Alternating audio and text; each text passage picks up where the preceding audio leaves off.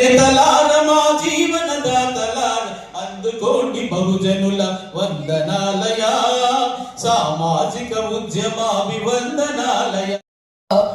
అస్తమాను ఏదో ఒక చోట ఏదో ఒక సమూహంలో ఏదో ఒక పండుగ జరుగుతూనే ఉంటుంది.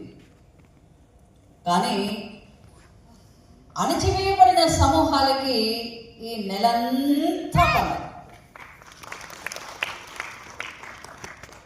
అణచివేయబడిన సమూహాలు, అణగారిన సమూహాలు అంటుంటారు. అణగారిన సమూహాలు కాదు, అణచివేయబడ్డ సమూహాలు. మనల్ని ఇతరులు అణచివేస్తేనే అణచివేయబడ్డాం, కానీ స్వతహాగా అణగారిపోయిన జీవులమేం కాదు. మోస్ట్ హార్డ్ వర్కింగ్ పీపుల్ మనం భారతదేశంలోని. You must feel proud of that. So ఇవాళ సాయంత్రం హైదరాబాద్ నుంచి రావడానికి నేను మిమ్మల్ని అందరినీ చూడాలి. ముఖ్యంగా స్టీల్ ప్లాంట్ ఎంతో గొప్పగా ఒక తలమానికంగా, భారతదేశానికి తలమానికంగా ఉన్న స్టీల్ ప్లాంట్, మా అందరికీ కూడా చాలా ఇష్టమైన స్టీల్ ప్లాంట్. వైజాగ్ అనగానే గుర్తుకొచ్చేది ఈ రకమైన పారిశ్రామికంగా ఎంతో ముందుకి వైజాగ్ని, ఇక్కడ పనిచేసే ఎంతో మంది ప్రజల్ని ఆర్థిక సామాజిక స్వావలంబనలోనికి తీసుకెళ్లిన స్టీల్ ప్లాంట్ గురించి వస్తున్న వార్తలు, ఎవరైతే ముఖ్యమంత్రి అయ్యి రేపటి రోజు మనకి ఏదన్నా ఇంత వీలు చేస్తారేమో అని చూసి వాళ్ళకి ఓట్లేసి, వీళ్ళని మార్చి వాళ్ళని, వాళ్ళని మార్చి వాళ్ళకి, వీళ్ళకి ఓట్లేస్తుంటే దొంగలు ఊళ్ళు పంచుకున్నట్టుగా వాళ్ళు ఇందాక సార్ అన్నట్టుగా సింహాలన్నీ ఒకటైపోతున్నాయి. సింహాలన్నీ ఒకటైపోతుంటే కూడా ఎవరికి నష్టం? సింహాలన్నీ ఒకటైతే, పెద్ద పెద్ద క్రూర జంతువులన్నీ ఒకటైపోతే ఏం జరుగుతుంది అడవికి? విదిన్ నో టైం, చాలా తక్కువ కాలంలోనే అడవి ఖాళీ అయిపోతుంది. The same kind of threat is awaiting us. మనకి కూడా అలాంటి భయంకరమైన పరిస్థితులు రావడానికి ఆల్మోస్ట్ అన్ని వైపుల నుంచి మనకి భయానకమైన పరిస్థితులు, ఎస్పెషల్లీ ఎవరైతే అణచివేయబడిన అంటరాని జాతులు ఉన్నారో, ఎవరైతే ఈ రాజ్యాంగం వల్ల ఈరోజు ఇదిగో ఇలా కూర్చొని ఇంత దర్జాగా ఆర్గనైజ్ చేసుకుంటూ నా కోసం అయితే ఫ్లైట్ టికెట్ పెట్టారు. And Aruna the Dalit traveled in a flight and the organizers had booked a flight ticket for me. This shows you the growth of SCs. SCలు ఎక్కడి వరకు వచ్చారండి? అరుణ గారు, నాకు ట్రైన్స్ లేవండి, నేను రావడానికి కష్టం, మళ్ళీ రేపొద్దున నాకు మీటింగ్స్ ఉన్నాయంటే ఫ్లైట్ టికెట్స్ బుక్ చేస్తారా అంటే చేయగలుగుతాము అని చెప్పి, ఐ థింక్ ఫస్ట్ టైం నేను ఇంత ఖర్చు పెట్టుకొని వచ్చాను. But then don't be deserve. నాకు రెండు విషయాలకి గర్వం అనిపించింది. I been so busy throughout the month because of Babasaheb Ambedkar's birthday. మొత్తం నెలంతా నేను ఎవ్రీడే ఎక్కడో ఒక చోట మాట్లాడడానికి నాకు టైం ఫిక్స్ అయింది. At the same time Aruna గారు మీరు రావాలన్నప్పుడు మిమ్మల్ని కలవాలి. నేను ఒక్కరోజైనా కానీ స్టీల్ ప్లాంట్ ఉద్యమంలో ఒక్కరోజైనా టెంట్లో కూర్చోవాలి, నా సంఘీభావం తెలియజేయాలనుకున్నాను.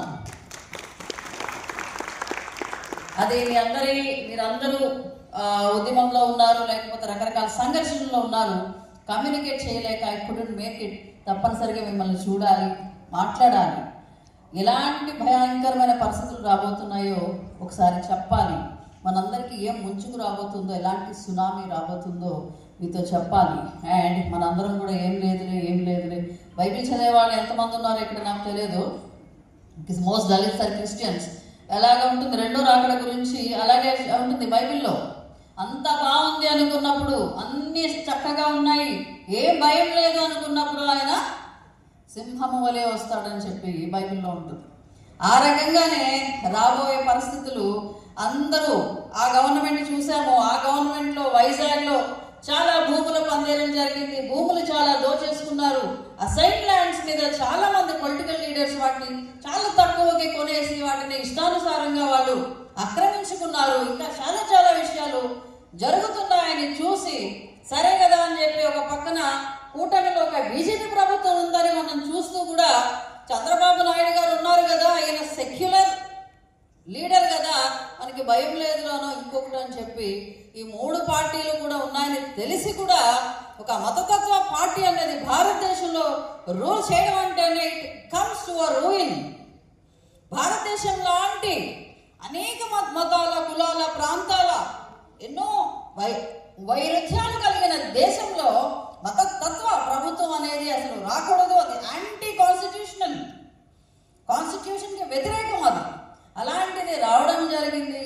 ఆ తర్వాత ఆంధ్రప్రదేశ్ ఏముందులే, లేకపోతే సౌత్ ఇండియాలో ఇలాంటి మతతత్వం అనేది రాదులే, ఆంధ్రాలో లేకపోతే తెలంగాణలో కులగజ్జి ఎక్కువ కానీ మత పిచ్చి రాదులే, ఇలా అనుకొని ఏం కాదు వీళ్ళు ప్రొటెక్ట్ చేస్తారు ఏం కాదు అని మనం అందరం ఓట్లేస్తే వెంటనే ఒక అనకొండ ఎలాగైతే కబళించడానికి వస్తుందో అలాగా పొలిటికల్ పార్టీస్ అన్నీ ఓట్లేసి గెలిపించిన కర్మానికి ఈరోజు మన నెత్తి మీద నుంచే మనల్ని మింగేయడానికి తయారైపోయినాయి. ఎలాంటి సిగ్గు ఎగ్గు లేదు. అమాయకులైన ప్రజలు మనల్ని నమ్మారు. ఎన్ని దొంగొట్లేసాను నేను, ఎన్ని నక్కోట్లేసాను నేను ఇంత వయసులో. ముసలి నక్క ఒకటి, ఒక కథ ఉంటుంది మన చిన్నప్పుడు చదువుకునే వాళ్ళు, ముసలి పులి అనుకుంటా, బంగారు కడియం అని చెప్పి, నేను దిగలేను, నేను పైకి రాలేను, ఈ గుంటలోంచి రాలేను, కొంచెం హెల్ప్ చేస్తే ఈ బంగారు కడియం నీకు ఇస్తానని చెప్పి దారిపోయే వాళ్ళందరినీ అంటుంటుంది. అయ్యో పులి ముసలిదైతే ఏమైంది, అది క్రూర జంతువే కదా, మనం వెళ్ళామంటే దగ్గరికి మనల్ని తినేస్తుందేమో. చాలామంది హెల్ప్ చేయరు. ఫైనల్లీ మనలాంటి అతి మంచివాడు ఒకడు వెళ్ళి దానికి హెల్ప్ చేస్తాడు. బంగారు కడియం అనేది ఒక మిత్, బంగారు కడియం అనేది ఒక మన ఆశ, మనకు ఆశ చూపించడం మాత్రమే. కానీ పులి చేయాల్సింది పులి చేస్తుంది. సో మళ్ళీ ఇప్పుడు ఆ గవర్నమెంట్ మంచిది కదా, అదే కొంచెం నయం కదా, ఇది ఇలా ఉందేంటి. సో మన జీవితం అంతా ఆ పార్టీ ఈ party. What are we not realising? వాళ్ళు కూడా శూద్రులే. ఈరోజు శూద్రులు రూల్ చేస్తున్నారు. శూద్ర కులాలు, మీకు తెలిసే ఉంటుంది శూద్ర కులాలు అంటే ఏంటో. శూద్ర కులాలు రూల్ చేస్తున్నాయి. శూద్రులు ఏ రోజు కూడా రూలింగ్ పనికిరానని మనుస్మృతి చెప్పింది. మనుస్మృతి మనుషుల్ని డివైడ్ చేసింది. మనుస్మృతి బ్రాహ్మణ, క్షత్రియ, వైశ్య అని చెప్పి వాళ్ళ ముగ్గురే చాలా సుప్రీం కులాలని చెప్పి, మిగతా వాళ్ళందరూ శూద్రులు అని చెప్పి, ఆ కింద వర్గాల వాళ్ళు అతి శూద్రులు అని చెప్పి, చాతుర్వర్ణ వ్యవస్థలో అసలు మనకి భాగమే లేకుండా చేసి, ఈరోజు ఉండే నియోజకవర్గంలో ఏ దళిత వాడలో ఏ దేవుణ్ణి పెట్టుకోవాలో కూడా వీళ్ళే నిర్ణయించుతున్న దరిద్రపు స్థితి అతి శూద్రులమైన మనకి దాపరించింది. చాతుర్వర్ణ వ్యవస్థ అంటే 4 వర్ణాల వ్యవస్థ. 4 వర్ణాల్లో మరి నేను లేను. నాకు ఎవరేం చేయాలో, నేను ఏ దేవుడిని పూజ చేయాలో నాకు ఎవరికి చెప్పే హక్కు లేదు. Because I am not in the system. మీరు అనుకుంటున్న వర్ణ వ్యవస్థలో నేను లేను. నేను పాదాల నుంచి పుట్టానంట, సో నాకు చోటు ఇవ్వలేదు. మళ్ళీ ఇప్పుడు మా దేవుళ్ళ గురించి మేము ఏ దేవుడిని పూజ చేయాలి, ఏ దేవుడిని పూజ చేస్తే ఏ సర్టిఫికెట్ అయిపోతుంది, ఏ సర్టిఫికెట్ పోతుంది, ఏది వస్తుంది చెప్పడానికి ఎవరినైతే ఓట్లేసి మనం గెలిపించామో వాళ్ళు సిద్ధపడి మన గొంతుకి ఉరి బిగిస్తున్న పరిస్థితి. కదలలేక మెదలలేక రేపు చర్చిలకు వెళ్తుంటే చర్చిల దగ్గర కాపలాలు కాసి ఈ సర్టిఫికెట్లు మార్చి వేరే సర్టిఫికెట్లు ఇవ్వడానికి ఒక స్పీకర్ స్థానంలో కూర్చోబెట్టి, అంటే స్పీకర్ అంటే ఎవరంటే స్పీకర్కి ఎలాంటి ఎమోషన్స్ ఉండకూడదు. ఒక హౌస్ని ఆయన రన్ చేయాలి అని అంటే అందరినీ ఈక్వల్గా చూస్తేనే స్పీకర్. కానీ కన్వీనియర్ గారి రీతిలో ఒక స్పీకరు దళిత వాళ్ళ మీదే పడి ఒక అర్ధరాత్రి పూట ఒక ఎలుగుబంటి లాంటిది ఏదో పడి పొలాలను పాడు చేస్తుంది చూసారా, ఆ రకంగా ఆ ఎలుగుబంటి మన వాడల మీద పడి, అక్కడ గొంతేనమ్మ గుడి అనేది దళిత వాడలో ప్రతి చోట నేను చిన్నప్పటి నుంచి చూస్తున్నాను. అదొక గ్రామ దేవతల్లాగా ఎస్సీ పేటల్లో ఉంటుంది. అంతకుముందు గరగపల్లిలో రాజులే మళ్ళీ అంబేద్కర్ విగ్రహాన్ని, బాబాసాహెబ్ అంబేద్కర్ విగ్రహాన్ని చెరువు చుట్టూ ఉన్న విగ్రహాల్లో ఈయన్ని కూడా పెట్టుకుంటామంటే ఆ విగ్రహాన్ని పడేసి కిందేసి నీళ్లలో పడేసి మురికిలో పడేసి చెత్తలో పడేసి అప్పుడు కూడా మన బాబు గారే రూలింగ్. ఇప్పటికీ కూడా గరగపర్రు ఒకసారి విజిట్ చేస్తే మీరు ఇప్పటికీ కూడా ఆ విగ్రహం అలాగా పంచాయతీ ఆఫీస్ దగ్గర ప్రిమిసెస్లో అలా పెట్టి ఉంటుంది. ఈ దేశానికి రాజ్యాంగం ఇచ్చిన మహానుభావుడికి ఆయనే అంటరానితనాన్ని అనుభవిస్తున్న దుస్థితి.